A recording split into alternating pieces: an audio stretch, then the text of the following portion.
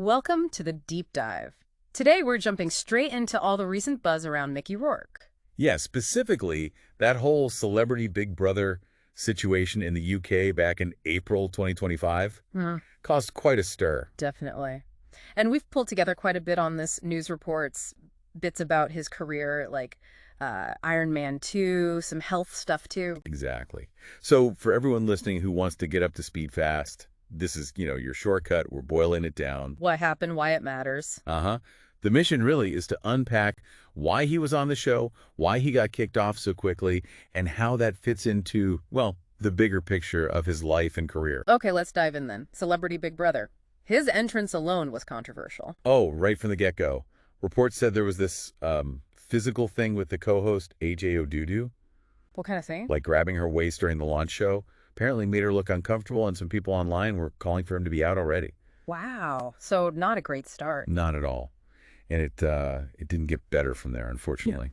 Then the comments about JoJo Siwa happened. That sounded pretty bad. Yeah, that was rough. He apparently made some openly homophobic remarks towards her. Like what specifically? Well, he was heard saying something about wanting to vote the lesbian out real quick. Ooh. And then later, there was this other weird incident.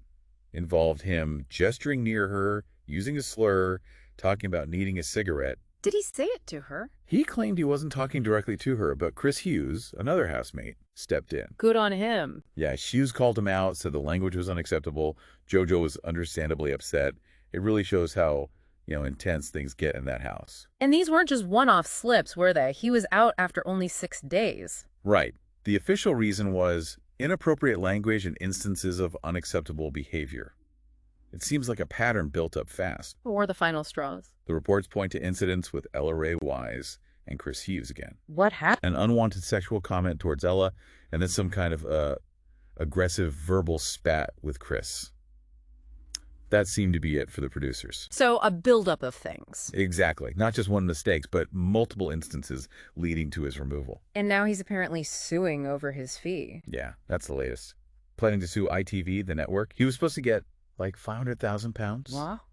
But only got £50,000. Wow. So yeah, sounds like a big contract dispute brewing there over whether he, fulfilled his side of the deal. This whole thing inside the house also had knock-on effects, right? Between Ella Ray Wise and Chesney Hawkes. Yeah, that was interesting. Ella came out afterwards and said she felt Chesney should have done more to stand up to Rourke.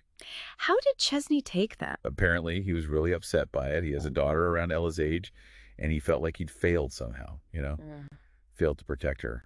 That's tough. It puts you in a difficult spot. It really does.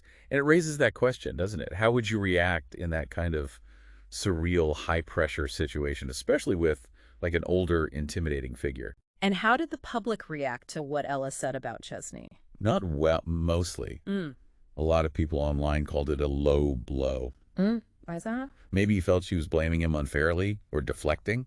It just shows how quick people are to judge on social media without knowing the full pressure cooker environment in there. Definitely easy to judge from the sofa.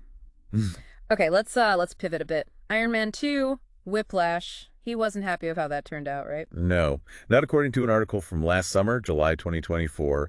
It basically argued the role was wasted. Wasted how? One-dimensional. Apparently, Marvel Studios kind of flattened the character, which really disappointed Rourke because he put a lot into it. That happens a lot in big franchises, doesn't it? Character depth versus plot mechanics. Totally. It's that classic tension. The article suggested his work got cut, sacrificed to focus more on Tony Stark and setting up future MCU stuff. So frustrating for an actor. Absolutely. Yeah. And someone commented on that article saying, villains make the movie, and Whiplash just ended up feeling like a generic psychopath without a compelling backstory. You need that motivation, the why. Exactly. Makes you wonder, what is the secret sauce for a great villain? How much backstory do you need? Though I remember reading Rourke had some pretty unique ideas for Whiplash himself. Ah, yes, the outrageous demand stories. What were they again? Things like wanting a samurai bun, insisting on a Russian accent, which he did, and wanting a pet bird on his shoulder. A bird, okay. Yeah. So, maybe it wasn't just the studio. Perhaps there was a bit of a creative clash there, too, between his vision and theirs. Hard to say. Right. Shifting, again, more personally. People were worried about him when he went into Big Brother, weren't they? His general well-being. Yeah, there was definitely chatter online, people saying he didn't appear to know what was going on. Which is sad, especially given his health history. Exactly. He's had those battles, especially from his boxing days back in the 90s. All those concussions. Multiple MRIs, yeah. The reports mention injuries like a broken nose, split tongue, compressed cheekbone, Ouch. and memory loss. Apparently, doctors told him he should stop fighting because of the memory issues. It's a heavy toll. And it wasn't just boxing. Didn't he talk about preparing for The Wrestler? He did. He's been quite open about regretting using steroids and just drastically overeating to bulk up for that role. Said it wasn't well thought out. Yeah, admitted it took him years to recover physically. He even kind of warned younger people against taking those sorts of shortcuts for roles. That raises questions about those extreme body transformations for movies, doesn't it? For sure. The physical and maybe mental cost involved. And then there's the public commentary on his appearance, the plastic surgery. Yeah, that's obviously a sensitive topic, but it's been discussed a lot. One expert was quoted suggesting maybe too much Botox. Making his face look unnatural. Yeah, like maybe limiting his expressions, which is quite a contrast if you see, like, old clips. There's an interview from '87 about working with De Niro on Angel Heart. What's he like in that? Just intense, Yeah. focused. You see a very different kind of presence. It makes you think about the pressures of staying famous, staying relevant for decades. It really does. But despite all the controversy we've talked about, there seems to be still a lot of affection for him out there. You mentioned TikTok comments. Yeah, absolutely. There was this one video called something like Heartbreaking Story of Loss and Resilience, Mickey Rourke. Okay. And the comments were really supportive. Things like, "Sweetie Pie Mickey, always be a great guy to me, sending big hugs." It's quite striking, isn't it? Even with all the negative headlines, there's this reservoir of goodwill, maybe, people acknowledging the hardship he's faced. So wrapping this up, this whole Big Brother episode, brief as it was, it really kind of highlights some ongoing issues, maybe. Behavioral patterns. Seems that way. And it's such a sharp contrast to, say, his disappointment over Iron Man 2, where he clearly had these strong creative ideas and dedication. Yeah, the dedication to the craft versus the actions on reality TV. Exactly. And then you layer in the health struggles we talked about, the physical changes. It paints a really complex picture, doesn't it? It really does. It makes you think. You see this acclaimed actor, capable of incredible focus, and then this recent stuff. What does it tell us about fame?